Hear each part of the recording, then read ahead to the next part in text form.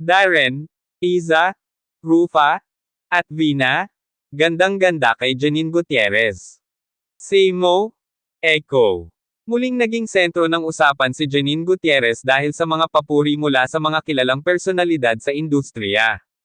Kamakailan lang, si Darren Espanto, Iza Calzado, Rufa Gutierrez, at Vina Morales ay ipinahayag ang kanilang paghanga kay Janine, na hindi lang sa kanyang talento, kundi pati na rin sa kanyang kagandahan at personalidad. Si Darren Espanto, na kilala rin sa kanyang angking talento, ay hindi pinalampas ang pagkakataong magbigay papuri kay Janine. Ayon sa kanya, hindi lang siya maganda, kundi sobrang talented din. Nakakabilib talaga. Hindi na nakapagtataka kung bakit nakikita ng mga kasamahan sa industriya si Janine bilang isang role model. Habang si Iza Calzado ay hindi pwedeng palampasin ang pagkakataon na magsabi ng magandang bagay kay Janine. Sobrang ganda niya, at hindi lang sa itsura, kundi pati sa kanyang karakter.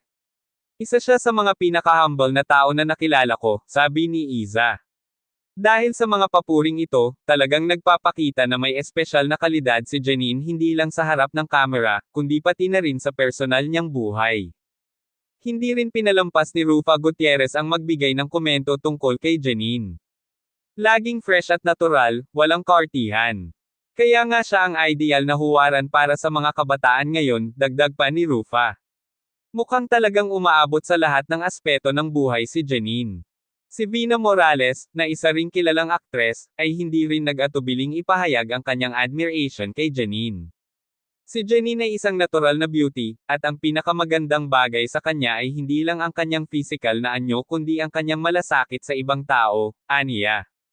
Sa lahat ng mga papuri mula sa mga kasamahan niya sa industriya, hindi maikikailan na may kakaibang charm si Janine Gutierrez na tanging siya lamang ang may taglay. Hindi lang siya magaling sa kanyang craft, kundi siya rin ay may magandang ugali na talagang nagustuhan ng mga taong nakapaligid sa kanya.